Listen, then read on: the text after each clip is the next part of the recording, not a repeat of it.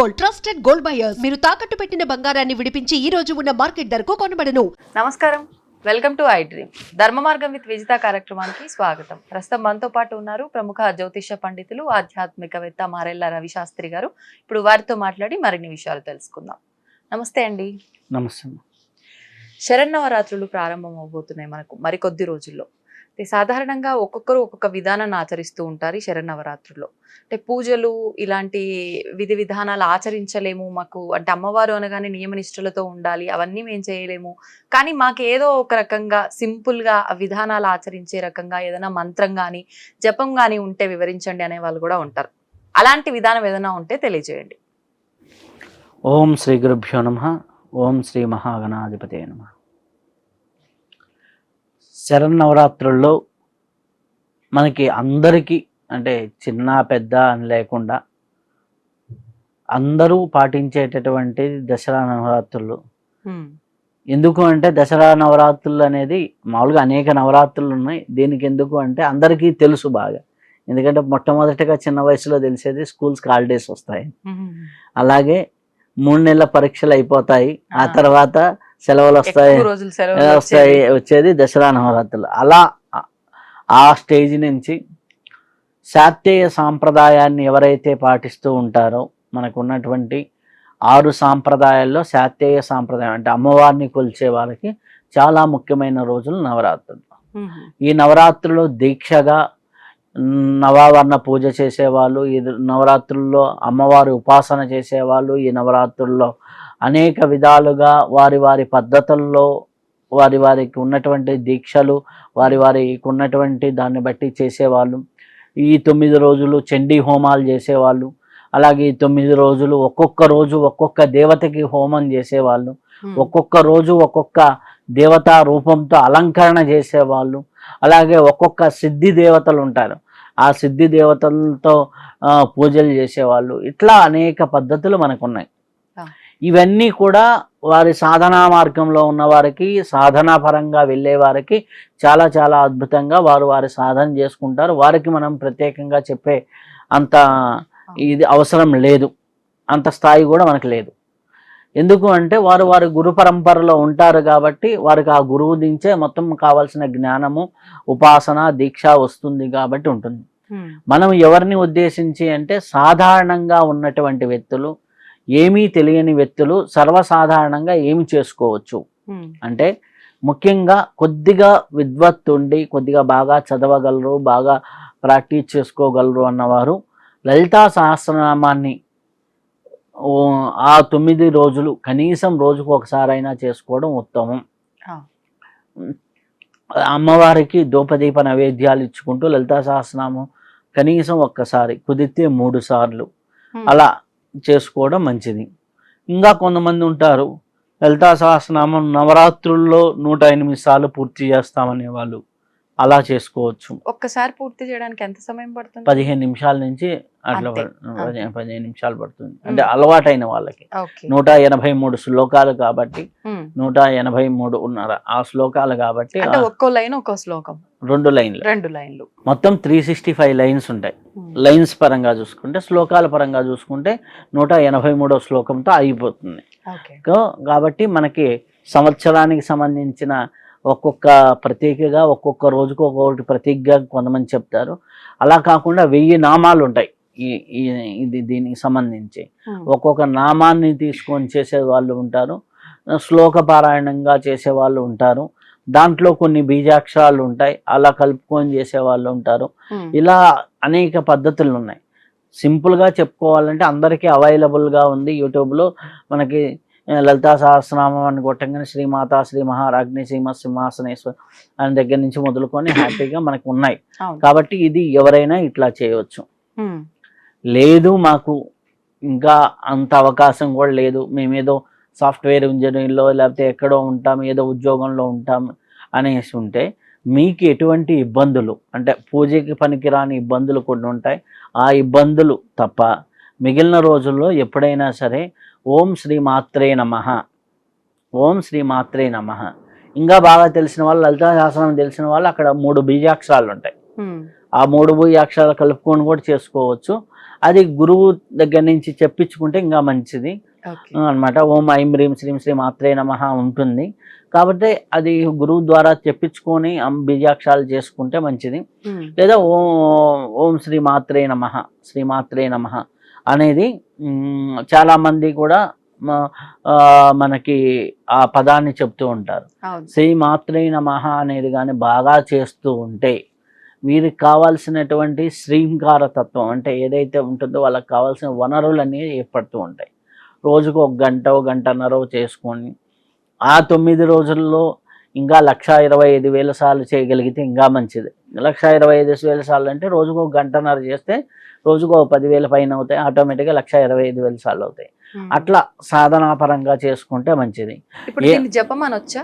జపమే కానీ నామజపం. నామజపం అంటే నామజపం బీజాక్షర సహితం అయితే అది మంత్రం అవుతుంది. బీజాక్షరం కాకుండా నామం అన్నమాట. కొన్ని మనకి ఉన్నాయి ఇప్పుడు నామ సహితంగా వచ్చేది. ఓం నమ శివాయ కానీ ఓం నమో నారాయణ ఇట్లాంటి, అలాగే జై శ్రీరామ అనేది ఇట్లా అన్నమాట. అట్లాంటివి మనం చేసుకుంటూ ఉంటే చాలా చాలా చాలా చాలా బాగుంటాయి. ఏదైనా ఒకటి చేస్తుంటే దాని ద్వారా ఉన్నటువంటి పాజిటివ్ శక్తి మన శరీరంలోకి వెళ్తూ ఉంటుంది. ఆ శక్తి ఏంటంటే అది కొంతకాలానికి ఆ వైబ్రేషన్ వల్ల ఆ విధంగా ఉంటుంది. ఇది ఏమవుతుంది అంటే శ్రీమాత్రే నమః అని చేస్తూ చేస్తూ చేస్తూ ఉండగా మనకి గ్రహాల్లో నవగ్రహాల్లో శుక్రతత్వం అనేది బాగా డెవలప్ అవుతుంది. దానివల్ల శుక్రుడు యొక్క తత్వం అంటే శుక్రుడు అంటే మన శుక్రుడే సుఖాన్ని ఇచ్చేవాడు, ఎంజాయ్మెంట్ని ఇచ్చేవాడు, ఎంటర్టైన్మెంట్ని ఇచ్చేవాడు, ఫ్యామిలీ లైఫ్లో దాంపత్యాలని జీవితాన్ని బాగా చేసేవాళ్ళు. ఎవరికైనా జాతకంలో శుక్రుడు బాగలేదంటే మనం శక్తిపీఠాలకు వెళ్ళి పూజ చేసుకోండను, లలితా సహస్రనామం పారాయణ చేసుకోండను అని చెబుతూ ఉంటాం. సో అలా మనం చెబుతున్నప్పుడు ఆటోమేటిక్గా ఇది మనకి చాలా చాలా ఉపయోగపడుతూ ఉంటుంది. అయితే మనకి ఇట్లా చేసుకుంటూ ఉండొచ్చు. ఇప్పుడు ఈ నామజపం అందరూ చేయడానికి అర్హులేనా? ఇప్పుడు కొంతమంది ఎవరైనా చనిపోయి ఇంకా సంవత్సరం తిరగని వాళ్ళు, అటువంటి ఇళ్లలో ఉన్న వాళ్ళు ఇది నామజపమే పూజ కాదు కాబట్టి చేసుకోవచ్చా? అంటే వారి వారి పద్ధతులు ఉంటాయి, కుటుంబ పద్ధతులు ఉంటాయి. మనకు వచ్చిన తిప్పలు ఏంటి అంటే సాంప్రదాయం ఒకటి ఉంటుంది, వాళ్ళ ఇంట్లోకి వెళ్ళేసరికి ఏదో పూజారి ఏదో రకంగా మార్చేస్తారు. మార్చేసినప్పుడు ఇది మా ఇంటి ఆచారం అంటారు. సో వాళ్ళకి మనం ఏం చెప్పలేం. సర్వసాధారణంగా సంవత్సర సూదకము అంటే 13వ రోజు, ఎప్పుడైతే చనిపోయిన 13వ రోజు ఏదైతే కార్యక్రమాలు అయిపోతాయో ఆ రోజు నుంచి వాళ్ళు నిత్య ధూపదీప నైవేద్యాలు హ్యాపీగా చేసుకోవచ్చు. సంవత్సర సూదకం అనేది కొన్నిటికి మాత్రమే, కొన్ని కొండలు ఎక్కకూడదు, ఇప్పుడు వెంకటేశ్వర స్వామి దగ్గర దాకా వెళ్ళకూడదు, కొండలు ఎక్కకూడదు, ఇలాంటి ఉత్సవాల్లో కంకణం కట్టుకొని చేసే పనులు కొన్నిటికి మాత్రం నియమాలు ఉన్నాయి. అట్లా హోమాలు ఇట్లాంటి వాటికి చెప్పారు. కానీ నిత్యం మనం చేసుకునే వాటిని ఇంట్లో దీపారాధన చేయొద్దని, కొంతమంది అయితే సంవత్సర కాలం దీపారాధన చేయకూడదంట అని అనేసి అంటారు. మనసులో కూడా స్మరించుకోవద్దు అనుకునే వాళ్ళు కూడా అంత మూర్ఖత్వం పనికి రాదు. ఏంటంటే మనం నిత్యం దీపధూప నైవేద్యాలకి అంటుపోయిన దగ్గర నుంచి ఎటువంటి ప్రాబ్లం లేదు, హ్యాపీగా చేసుకోవచ్చు. ఇది కూడా ఎటువంటి ప్రాబ్లం లేదు, హ్యాపీగా చేసుకోవచ్చు. అయితే ఇక్కడ చిన్నది ఏంటి అంటే అమ్మవారిది కాబట్టి, నవరాత్రులు కాబట్టి చాలా శక్తివంతంగా ఉంటుంది కాబట్టి ప్రకృతిలో ఉపాసన చేసుకుంటూ వెళ్తూ ఉంటే చాలా చాలా బాగుంటుంది వారి జీవితాల్లో. ఇప్పుడు మీరు అన్నట్టు ఇంత సంఖ్య 1,00,000 జపం చేసుకుంటే మంచిది అన్నారు.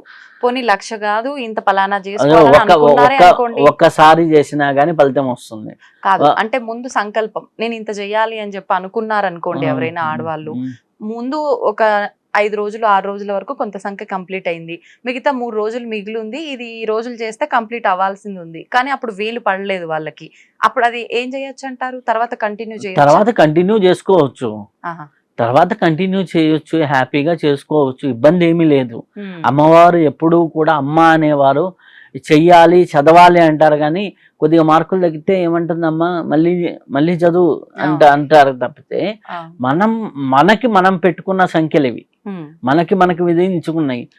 మనం చేస్తూ ఉంటే ఎక్కడో చోట మనకి ఆటోమేటిక్గా ఉంటుంది. అంటే ఇందనక శుక్రుడు గురించి చెప్తూ ఉన్నాను. అప్పుడు ఏంటంటే మనకి ఎప్పుడైతే శుక్రతత్వం బాగా పెరిగిందో పెరుగుతుంది. మనకి ఫేస్ లో ఉన్నటువంటి ఏరియాలు బాగుంటాయి, అంటే గ్లోగా కలర్ఫుల్ గా ఉంటాయి అన్నమాట. ఓకే. సో మన ఫేస్ గ్లో కూడా మన సౌందర్యానికి కూడా అధిపతి శుక్రుడు. అమ్మవారిని ఎప్పుడైతే మనం కొలుస్తామో గ్రహస్థానాల్లో శుక్రుడు యాక్టివేట్ అవుతాడు. అలాగే ఆధ్యాత్మిక కోణంలో ఇంకా అమ్మవారు ఇంకా సహస్రారానికి అధిపతి, ఇంకా కుండలిని తత్వానికి అధిపతి. ఆధ్యాత్మిక కోణంలో ఎక్కడికైనా తీసుకెళ్ళొచ్చు వారి వారి స్థాయిలో, వాళ్ళ ధ్యాన మార్గంలో. అలాగే ఉపాసనా మార్గంలో, మంత్ర మార్గంలో ఎక్కడికైనా వెళ్ళిపోతారు, వారి ఉపాసనా సిద్ధుల పరంగా వెళ్తూ ఉంటారు. సర్వసాధారణంగా ఒక గృహిణులు ఇంట్లో ఉన్న వాళ్ళు ఒక నామజపాన్ని, అమ్మవారి నామజపాన్ని తీసుకొని ఓం లలితాదేవి అయి నమః అనుకుంటూ చేసుకోవచ్చు, ఓం శ్రీ మాత్రే నమః అని చేసుకుంటూ ఉండొచ్చు. ఇట్లా ఓం దుర్గాయే నమః, ఇట్లా వాళ్ళకి నచ్చిన మంత్రాన్ని తీసుకొని ఒక నామజపం లాగా చేసుకుంటూ ఉంటే అది రక్షణా కవచం లాగా మారుతుంది. ఇప్పుడు ఈ నామజపం చేస్తున్నప్పుడు కూడా నియమాలు పాటించాల్సిందేనా? ఈ 9 రోజులు కానివ్వండి, నార్మల్ గా కొన్ని రోజులు, ఎన్నో రోజులు చేస్తున్నారు, ఎటువంటి? అంటే నియమాలు అంటే సర్వసాధారణంగా మనకి ఏం చెబుతారు, కొన్ని పూజకి పనికిరాని రోజులు ఉంటాయి ఆడవాళ్ళకి, ఈ మంత్లీ వీడి పడని రోజులు అన్నమాట. అట్లాంటి లేదా ఎవరైనా చనిపోయారు అని అన్నప్పుడు, అచూస్యం అన్నప్పుడు, అప్పుడు అక్కడికి వెళ్ళి వచ్చినప్పుడు, లేకపోతే వాళ్ళ ఇంటి పేరు వాళ్ళు చనిపోయినప్పుడు అంటూ అంటారు కదా. సో అట్లాంటి సందర్భాలు తప్పితే మిగిలిన సందర్భాల్లో హ్యాపీగా చేసుకోవచ్చు, ఎవరైనా చేసుకోవచ్చు. చేసుకుంటూ ఉంటే ఎంత ఎక్కువ దైవారాధన పెరుగుతూ ఉంటే అంత మీ ఇంట్లో సుఖ సౌఖ్యాలు పెరుగుతాయి. విశ్వశక్తితో మీరు ఎప్పుడైతే మమేకమవుతూ ఉంటారో అంత పాజిటివ్ ఎనర్జీ మీ ఇంట్లో పెరుగుతూ ఉంటుంది. అది వద్దన్నా కాదన్నా పెరుగుతూ ఉంటుంది. ఆటోమేటిక్గా మీకు ట్యాంక్ నుంచి వాటర్ పైప్ లీక్ అయింది అనుకోండి, డ్రాప్ ఎట్లా పడుతుంటుందో మీరు తలుచుకుంటూ ఉంటేనే మీ ఇంట్లో ఆటోమేటిక్గా ప్రాణశక్తి అనేది పడుతూ ఉంటుంది. అది ఫస్ట్ రోజు కొద్దిగా తేమైనట్టే ఉంటుంది, వాటర్ లీకేజ్ మార్పు తెలియదు. ఒక నెల రోజులు పోయేసరికి ఆ గోడంతా నడిచి ఉంటుంది. అలానే మంత్రజపం కూడా నీలో పాజిటివ్ శక్తి ఫస్ట్ రోజు 1000కో 2000కో ఏం తేడా తెలియదు. 1,00,000 అయిపోయేసరికి అబ్బా ఎవరైనా వచ్చి నీ ఫేస్ కలగా ఉంది, ఏం చేస్తున్నావు అనే దగ్గర నుంచి మొదలయ్యి అబ్బా నీకు అంతా కూడా హ్యాపీగా జరిగిపోతుంది. మనం రోడ్డు మీద రాగానే మనకు కావాల్సిన వెహికల్ దొరకటం, మనకు కావాల్సిన ఆటోలు దొరకటం, మనకి ఎక్కడైనా కంఫర్టబుల్గా వెళ్ళటం ఇట్లా జరుగుతూ ఉంటుంది.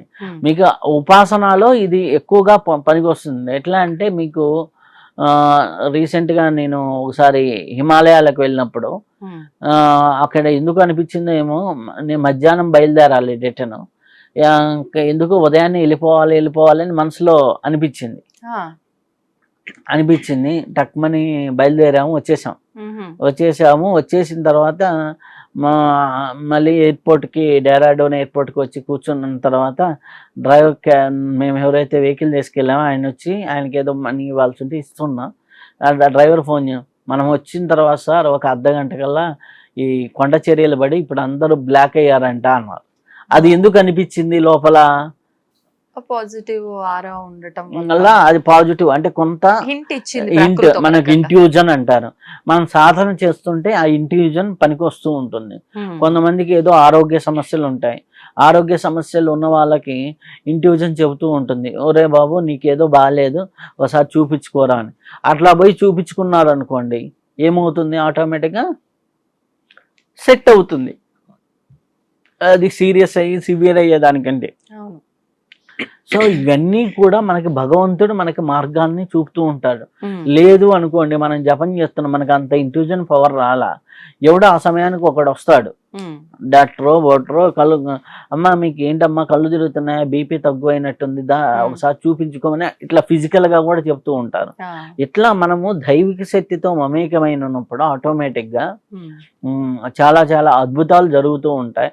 చాలా మంచి ఫలితాలు రావటం అనేది జరుగుతూ ఉంటుంది. నవరాత్రులు దానికి ఉపయోగించుకుంటూ ఉంటే చాలా మంచిగా, అంటే చాలా అద్భుతంగా ఉంటుంది. లలితాతత్వాన్ని ఎవరైతే ఆరాధన చేస్తారో వాళ్ళలో లాలిన్యత అనేది పెరుగుతూ ఉంటుంది. వాళ్ళ ఫేస్ను చూసినప్పుడు అబ్బా అమ్మ అనే ఫీలింగ్ కలుగుతూ ఉంటుంది. ఆ ఫీలింగ్ ఎవరి మీద అయితే కలుగుతుందో వాళ్ళు సాధన చేసినట్టు. వాళ్ళ ఫేసులు చూస్తేనే ఉంటుంది. ఇప్పుడు కాళీ తత్వాన్ని ఆరాధన చేశారనుకోండి, వాళ్ళ ఫేస్ చూస్తే ఉగ్రంగాను కొద్దిగా బ్లాక్ షేడ్ గాను ఉంటుంది. అంటే అందరికీ కాదు, దాంట్లో శ్వేతకాళి అని ఇట్లా ఉన్నాయి మళ్ళీ డిఫరెన్స్. ఆహా. అలా అన్నమాట. కాళీ అమ్మవారిని ఎవరైతే ఆరాధన చేస్తారో వాళ్ళ మాట తీరు ఉగ్రంగా ఉంటుంది. ఉమ్, నరసింహస్వామిని ఆరాధన చేశారో వాళ్ళ మాట తీరు గంభీరంగా ఉంటుంది. ఉమ్, ఇలా వాళ్ళ చేసే ఆ దేవతని బట్టి వాళ్ళ స్వభావాలు మారుతాయి. అవును.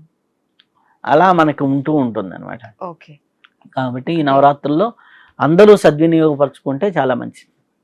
మరి పిల్లల విషయానికి వస్తే చదువుకునే విద్యార్థులు అనుకోండి, ఉమ్. ఈ నవరాత్రులను ఏ రకంగా ఉపయోగించుకోవచ్చు అంటారు?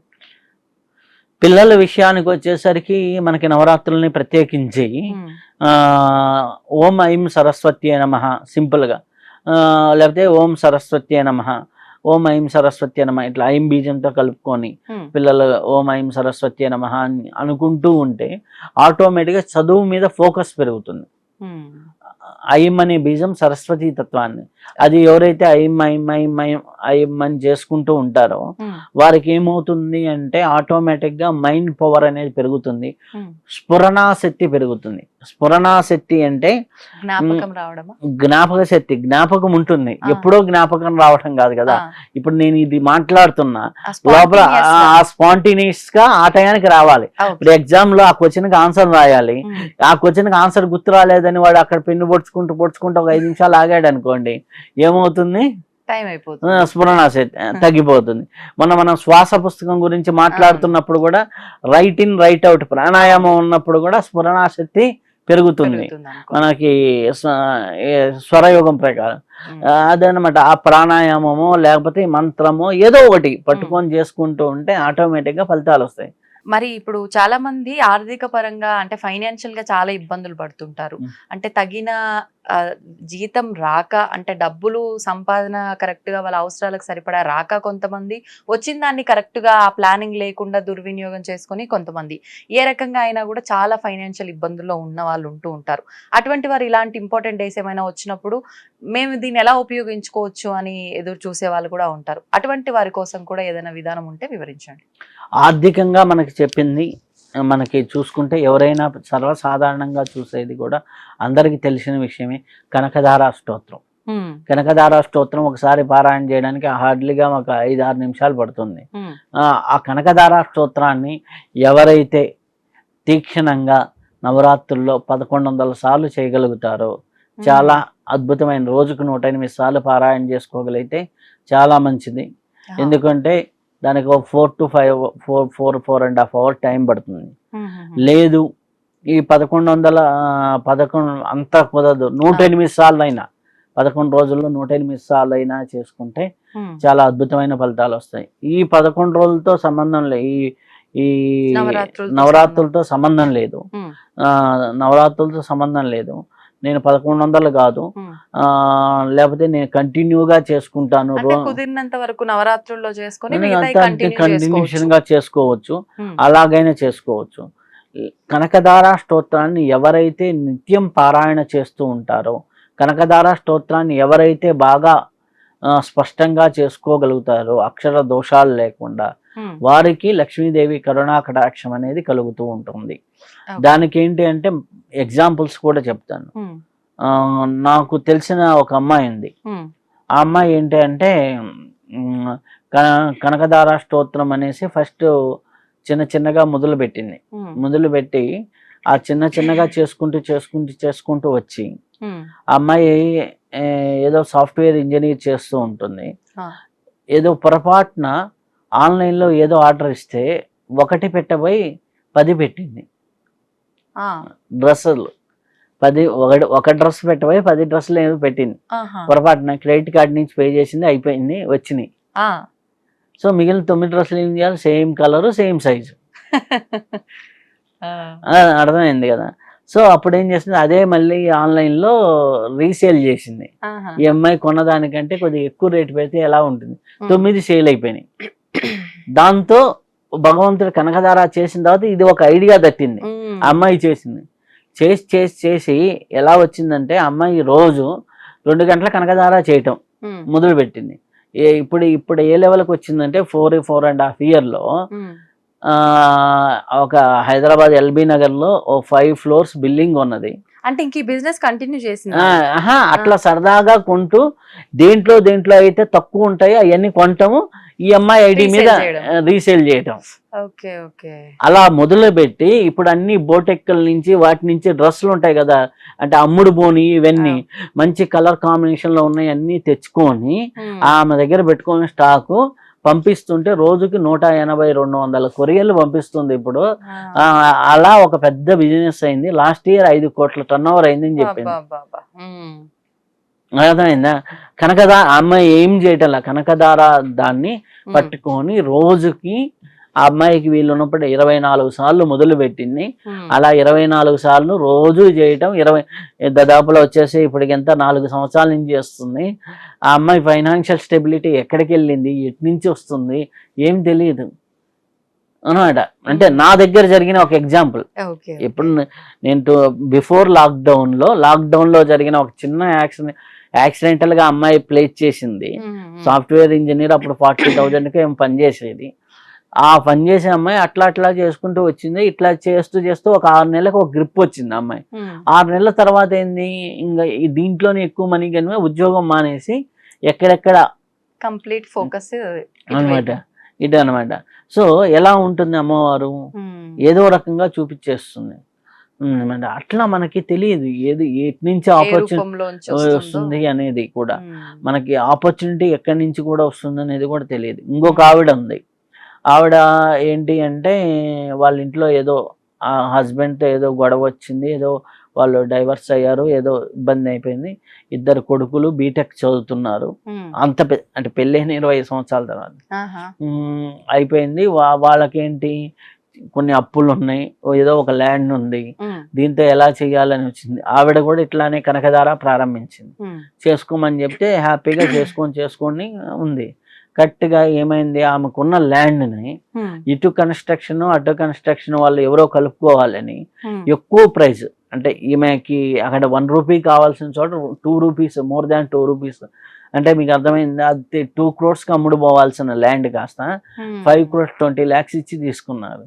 దాంతో పిల్లలకి అందరికి సెట్ అయిపోయింది, సెట్ అయిపోయేసి ఇప్పుడు హ్యాపీగా ఇండిపెండెంట్ హౌస్ కొనుక్కొని 2 ఫ్లాట్లు కొనుక్కొని హ్యాపీగా ఉంది. ఒక 3 ఏళ్ల పాటు కనకదారాన్ని ఎవరైనా స్పష్టంగా చేయగలిగితే రోజుకి ఒక 24 సార్లు అంటే గట్టిగా ఒక 1 hour 10 minutes పడుతుంది. అలవాటు అయిన దాన్ని బట్టి 1 hour కాదు, 1.5 hour పైన పడుతుంది, 1.5 hour పడుతుంది. సో అట్లా ఎవరైనా చేయగలిగితే చాలా చాలా చాలా అద్భుతంగా జీవితం మారుతుంది. ఇది ఆర్థికపరమైన విషయాలకి నవరాత్రుల్లో కనకదార చేసుకుంటే చాలా చాలా మంచిది. సంతోషం అండి, నిజంగా చక్కటి ఉదాహరణ. ప్రతి ఒక్కరికి అంటే విన్న తర్వాత ఏదో జరుగుతుంది మేము చెయ్యాలి అనే ఆలోచన కన్నా చేస్తే ఖచ్చితంగా ఫలితం ఉంటుందనే నమ్మకంతో చేస్తే మాత్రం ఖచ్చితంగా అమ్మవారి అనుగ్రహం అయితే ఏదో ఒక రోజు ఉంటుంది వాళ్ళపైన అనేది అయితే అర్థమవుతుంది ఆ ఉదాహరణ వింటే. ధన్యవాదాలండి.